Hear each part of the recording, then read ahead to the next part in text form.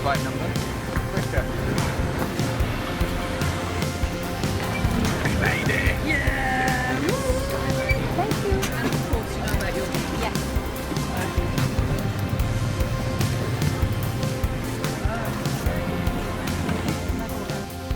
He is arguably the most famous person in history. Over 2 billion people claim to follow him. That's 1/3 of the world's population.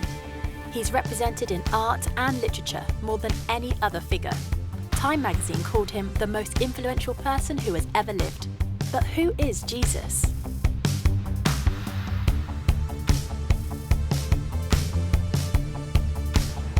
Who is Jesus? I would say Jesus as a role model. Seemed like a good guy with some stand-up morals. I know there's like some sort of like things where he was like a real person. Did a lot of great things.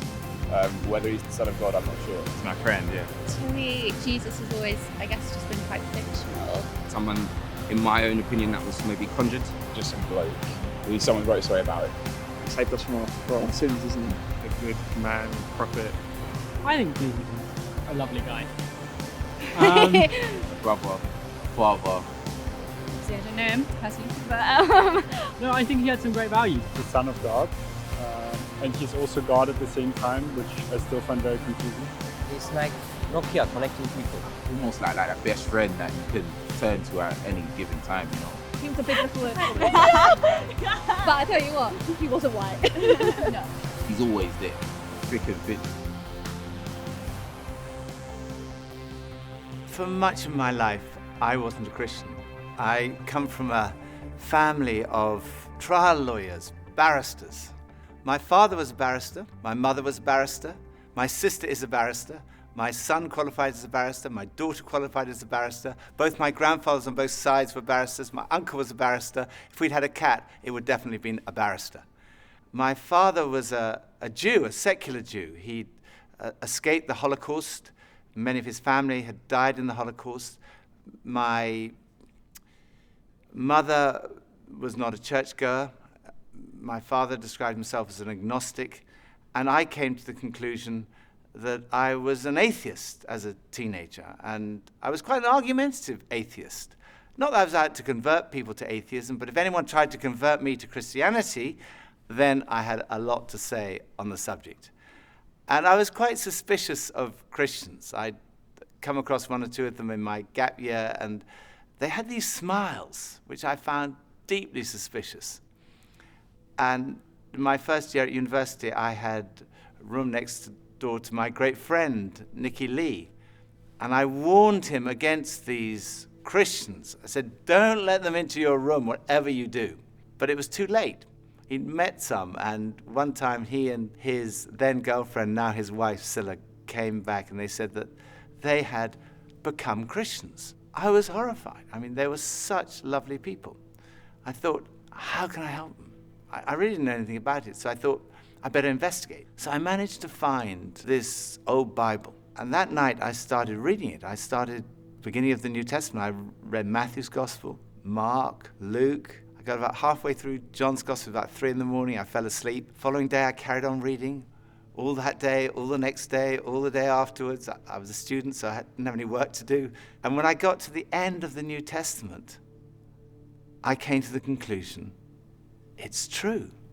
You can't prove Christianity mathematically. You can't prove it scientifically.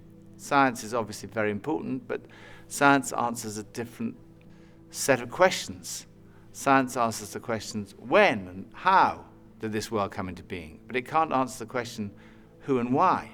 Supposing I had a cake here, which I've made, and I give it to a scientist. The scientist will be able to answer the question, how it was made. They may be able to tell you when it was made, but only I can tell you who made it and why I made it. Only the creator of the cake can do that. Only I can tell you, I made that cake, and I can tell you why I made that cake. And it's the same with this universe. Only the creator can reveal who made this world and why he made it. And the claim of Christianity is that he has done that. The creator has revealed himself. And he's revealed himself in the person of Jesus. And the evidence is not scientific evidence, that's not the only kind of evidence, but historical evidence. When I was a barrister, that's what we relied on. We relied on historical evidence that we presented to a jury. It was things that had happened in the past. They weren't there. Every time a jury brings back a verdict, it's a step of faith based on evidence. And I myself could not be a Christian if I didn't believe there was evidence. I couldn't just take a blind leap of faith. For me, faith in Jesus is a step of faith based on good historical evidence. Why start with Jesus, you might say? I didn't even believe there was a God, but I came to believe in God through Jesus, because the resurrection of Jesus strongly suggests that this world has a creator, and that creator is to be seen in terms of, through the lens of, Jesus.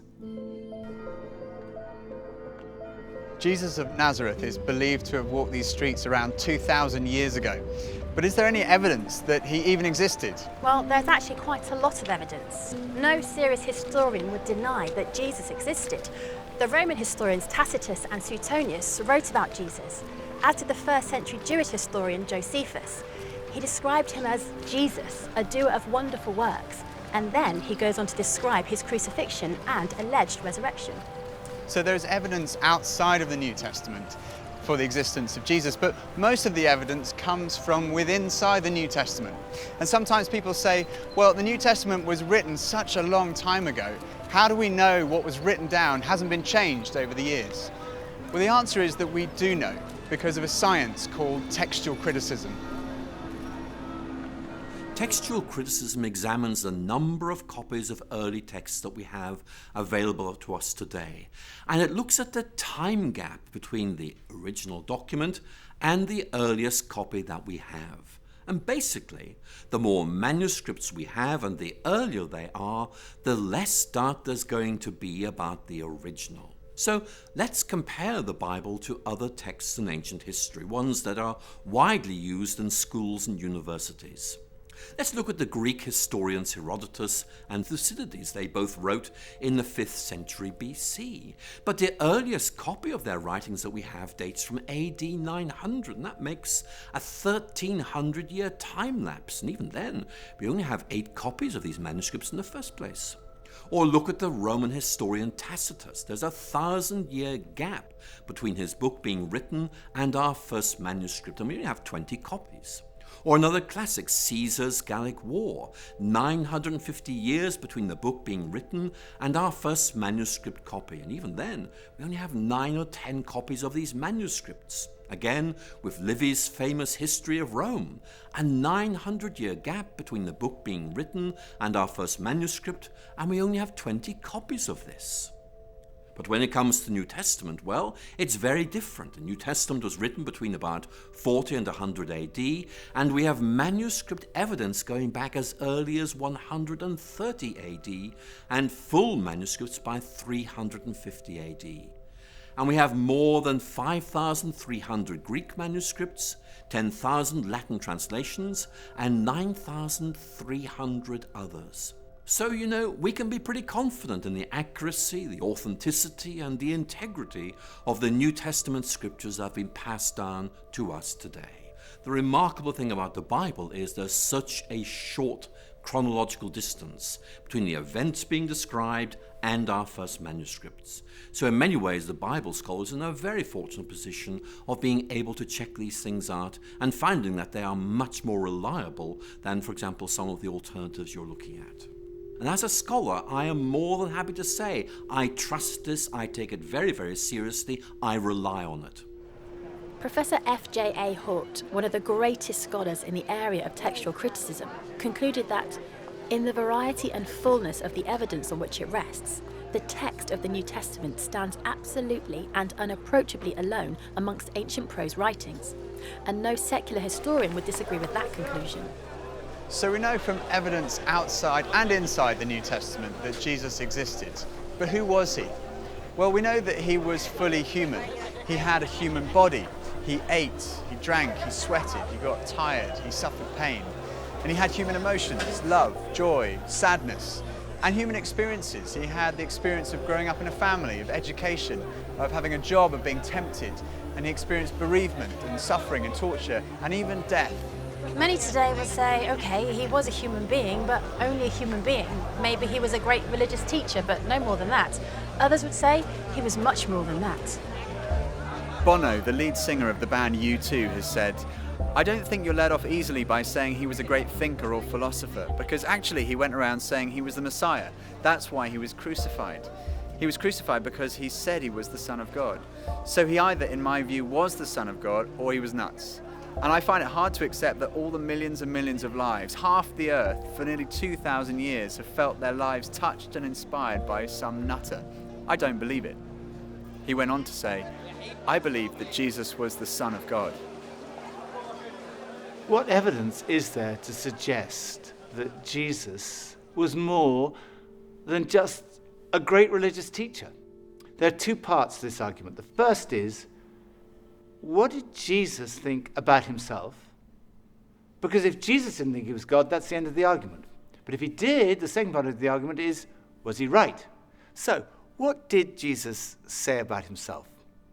First piece of evidence is the fact that his teaching was centered on himself. Most great religious teachers point away from themselves. They say, don't look at me, look at God.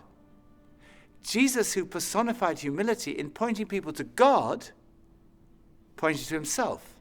He said, look at me, come to me.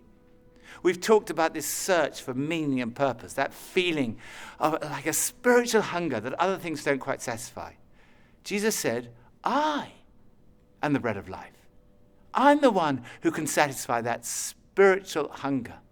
Addiction is a major problem in our society. Jesus said, if the Son, in other words, if he himself sets you free, you will be free indeed.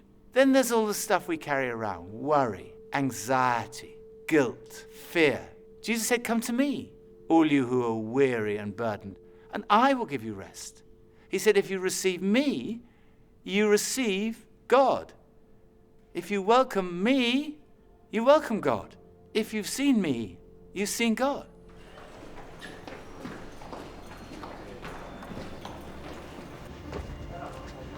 Forgiveness is right at the heart of Christianity. Jesus went up to people and said, your sins are forgiven. Now, if someone sins against you, then you can forgive them, but you can't just walk up to anyone and say your sins are forgiven. When Jesus said that, the lawyers said, who can forgive sins but God alone? But Jesus claimed to be able to do that. In fact, Jesus said that he came to give his life so that people could be forgiven. One of the most direct claims Jesus made is recorded in John's Gospel, chapter 10, verse 30. Jesus said, I and the Father are one. Now, making a claim like this was seen by the religious leaders to be blasphemy. It's tantamount to a claim to be God, and it was punishable by death by stoning. People picked up stones to stone him. Then Jesus said to them, I've shown you many great miracles from the Father. For which of these do you stone me? We're not stoning you for any of these, they replied, but for blasphemy, because you, a mere human being, claim to be God. I think when you look at all the evidence, it's clear that Jesus did make that claim. It is an astonishing claim. And a claim like that needs to be tested. If you think about it, there are only three possibilities. It was not true, and Jesus knew perfectly well it wasn't true, in which case he was a fraud. Or it was not true, and he simply didn't realize it. He genuinely thought he was the Son of God, in which case he was deluded. I think we'd say he was insane. But logically, there is only one other possibility, and that is, it's true. He was telling the truth. C.S. Lewis, Cambridge professor, best known as the author of the Chronicles of Narnia, he put it like this: a man who was merely a man and said the sort of things Jesus said would not be a great moral teacher. He'd either be insane or else he'd be the devil of hell. You must make your choice. Either this man was and is the Son of God, or else insane or something worse. But let's not come up with any patronizing nonsense about his being a great human teacher. He hasn't left that open to us. He didn't intend to. So was Jesus right in what he said about himself? What evidence is there to support his claims? Well, the first piece of evidence is his teaching. Much of the New Testament records numerous occasions where crowds gather to hear Jesus teach. And on one occasion, on a mountain like this, more than 5,000 people gathered to listen to the teaching of Jesus. The Sermon on the Mount has been widely acknowledged amongst the greatest teaching of all time. Jesus' teaching has been the foundation of our entire civilization. Many of our laws were originally founded on Jesus' teaching. Love your neighbour as yourself. Do to others as you would have them do to you. And then this, totally revolutionary. Love your enemies.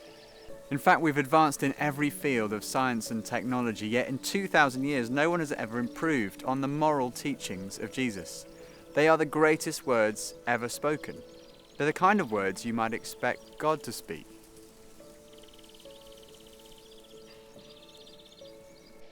Another thing that marked Jesus' life was his love for the marginalised, feeding the hungry, healing the sick.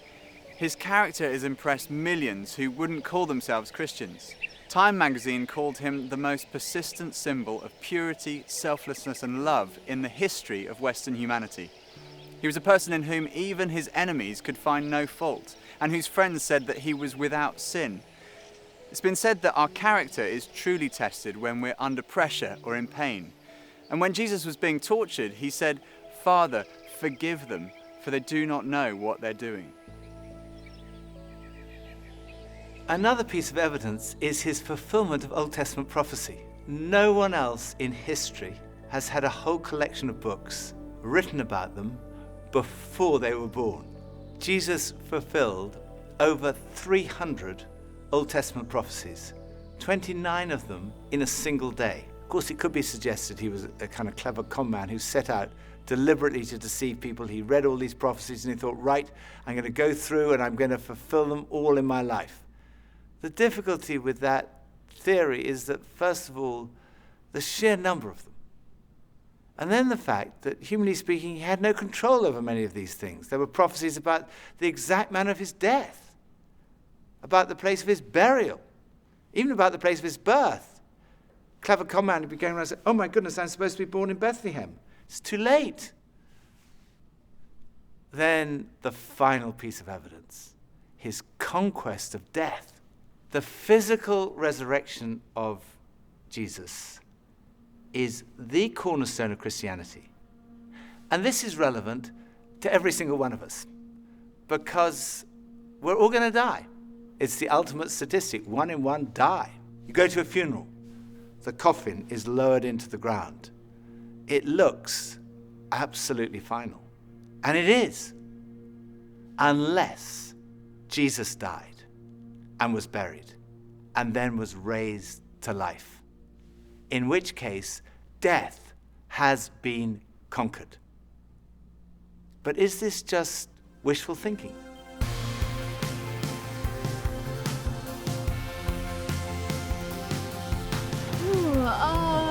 I do not believe that Jesus literally rose from the dead, no. I don't know, I wasn't there. I didn't see it, so. Did you hear stories about people like accidentally like going into a coma and then like waking up a couple days later? My inherent answer is still to say yes, but I can't explain why that was my answer.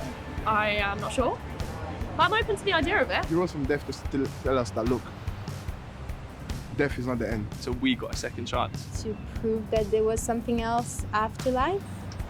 I think he had unfinished business. Well, it could be used as a metaphor, right? Could have been a drug trip. I think it was to show that he actually was the Son of God. I don't know. I'm not too sure. I don't think he did actually. Well, yes. Well, Jesus is God, right? Jesus is God. Yeah. God is love, and we still have love. Yep. So he's clearly still here. There are 4 pieces of evidence for the resurrection. The first is his absence from the tomb.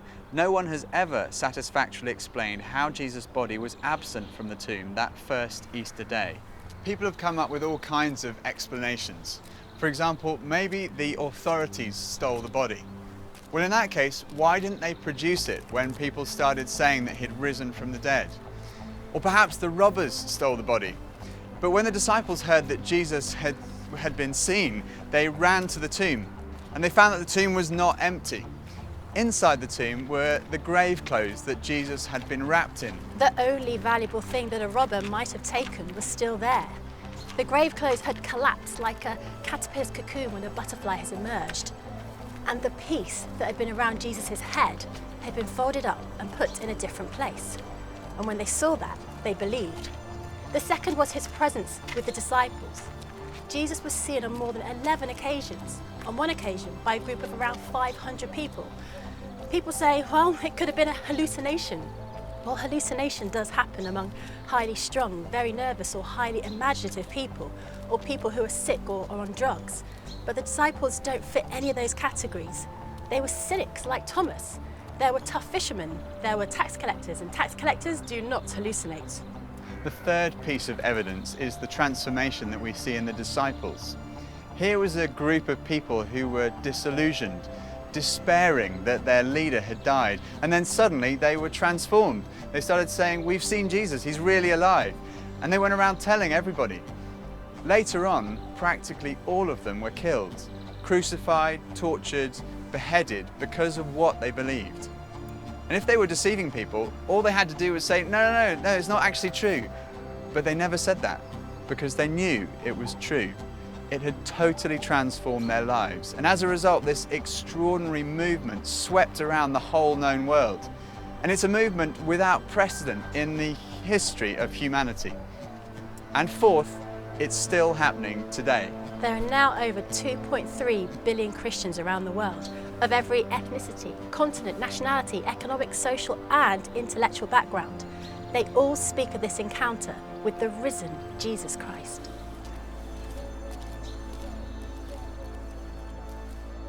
So what are we to make of Jesus? It seems to me clear that Jesus really did claim to be a man whose identity was God. And when we look at the evidence of his teaching, his life, his character, his fulfillment of prophecy, his resurrection, to say he was insane or a fraud seems to me absurd, illogical, actually unbelievable. On the other hand, it provides the strongest possible supporting evidence that what Jesus said about himself was true. And when I looked at the evidence, when I read the New Testament, I came to the conclusion it is true. I didn't want to become a Christian because I thought if I became a Christian, life would be totally miserable from that moment onwards. So I tried to put it off. I thought I'll put off becoming a Christian to my deathbed. And then I realized that would not be intellectually honest. So very reluctantly, I kind of said, okay, yes. And at that moment, I can still remember that moment so clearly. It dropped from here, from my head, being convinced it was true, to here in my heart, having an experience of a relationship with Jesus. And finding what, I guess looking back, unconsciously, I'd been searching for all my life. Something that provided ultimate meaning and purpose to my life. It was the very last place on earth that I expected to find it. But at that moment, I found that what Jesus said was true. Jesus said, I have come that you might have life and life in all its fullness. It really is true that God has revealed himself in Jesus. Jesus really is who he claimed to be. Jesus really did rise from the dead. There is hope beyond this life. There is hope for this life. Right now, in this life, in an encounter with Jesus, we find life and life in all its fullness.